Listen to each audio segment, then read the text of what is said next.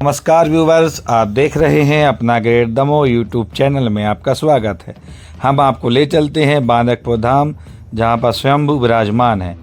प्रयागराज महाकुंभ को देखते हुए सभी श्रद्धालु प्रयागराज, काशी, अयोध्या से होते हुए बांदकपुर भी आ रहे हैं, जिससे बांदकपुर में श्रद्धालुओं की भीड़ बढ़ती जा रही है। आगामी महाशिवरात्रि के मद्देनज़र बैठक संपन्न की गई, जिसमें दमोह सांसद, दमोह कलेक्टर एवं पुलिस अधीक्षक की मौजूदगी रही और मंदिर कमेटी के साथ बैठक संपन्न हुई, जिसमें निर्णय लिया गया और भक्तों से आग्रह भी किया गया कि आप सभी जल बाहर से चढ़ाएं, जिससे कि गर्भगृह में भीड़ ना हो सके, अच्छे से अच्छे दर्शन हो सकें, ऐसी व्यवस्था की जाएगी। आइए देखते हैं क्या कहा दमोह सांसद ने।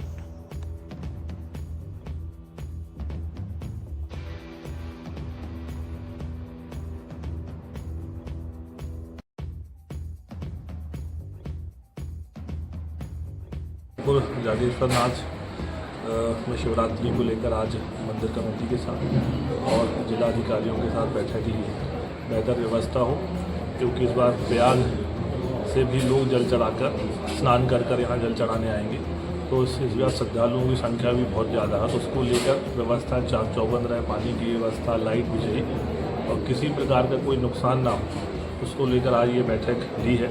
और मुझे लगता है कि आने वाले 26 तारीख को इस बार श्रद्धालुओं की संख्या भी बहुत रहेगी। उसको देख लिए पूरी व्यवस्थाएं प्रॉपर हम लोगों ने यहाँ पे करने की तैयारी करी है।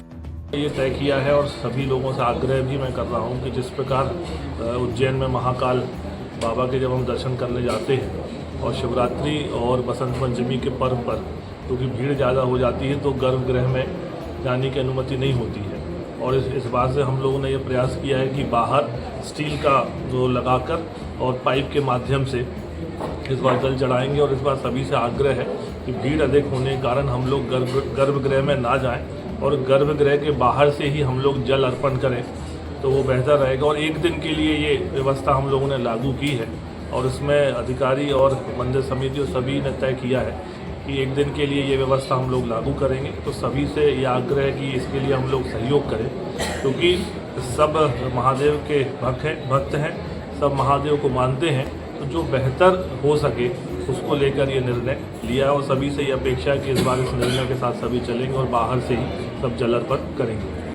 तो उनके लिए भी व्यवस्था चल रही है। अभी कलेक्टर महोदय से चर्चा हुई है, तो एक बार उन लोग से जो बारातें जो आती हैं उन सभी समितियों से एक बार बात करेंगे और उनकी सहमति के बाद वो कैसा बेहतर हो सकता है, अच्छा हो सकता है, जिसमें मंदिर प्रशासन को, अधिकारियों को और बारातियों को दिक्कत ना हो और एक रूप होकर जो निर्णय होगा वो लेंगे। तो उसकी आगामी अभी कलेक्टर सभा कक्ष में बैठक भी इसको लेकर करेंगे। तो दिखवा लेते हैं कि वो क्षतिग्रस्त है, तो वहाँ किसी को रुकने नहीं देंगे और यदि ऐसा लगता है तो उसको प्रॉपर सील करवा के बंद कर देंगे। और यदि क्योंकि अभी मेले का समय आ रहा है तो ऐसा लगता है कि तत्काल करना, तो उसको बात करके अधिकारियों को उसको गिराने का प्रयास भी करें। मंदिर परिसर में सांसद महोदय के मार्गदर्शन में और कलेक्टर साहब और बाकी सभी जितने भी जिले के अधिकारी हैं उनके साथ एक यहाँ मीटिंग संपन्न हुई, जिसमें पिछली जितनी भी व्यवस्थाएं यहाँ पर बांदकपुर मंदिर में बड़ी व्यवस्थाएं लगी, उसमें कहाँ पर कोई कमी रही है, कहीं पर किसी प्रकार की सुविधा की ज़रूरत है, तो उसको ध्यान में रखते हुए तमाम तरह के सुझाव और जितने भी सबकी ओपिनियंस हैं उस पर डिस्कशन हुआ है। मेरा मानना है कि बहुत सार्थक डिस्कशन था। इसमें बहुत सारी चीज़ें मंदिर प्रांगण में लोगों के आने जाने, उनके दर्शन करने को सुलभ बनाने के लिहाज से बहुत इम्पोर्टेंट है। और इसका पूरा फोर्स इस बार हम यहाँ पर बढ़ाने वाले हैं। यूजुअली यहाँ पर 250 से 300 का फोर्स लगता है, इस बार हम उसको 400 के आसपास का फोर्स करेंगे। सशस्त्र बल की व्यवस्था भी की जाएगी अलग से। कंट्रोल रूम में भी अलग से रेडियो सेट लगाया जाएगा, CCTV कैमरे लगाए जा रहे हैं। तो ओवरऑल एक बड़ी बृहद स्तर पर ये व्यवस्था लगाई जाएगी और मेरा मानना है कि दर्शन अच्छे से करवाया जा सके, इसके लिए जो भी करना होगा प्रशासन को करें। बांदकपुर में दिनांक 26 तारीख को महाशिवरात्रि का पर्व जो है उत्साह, उल्लास और उमंग के साथ मनाया जाएगा और देश भर के लाखों श्रद्धालु यहाँ पर आएंगे उस दिन।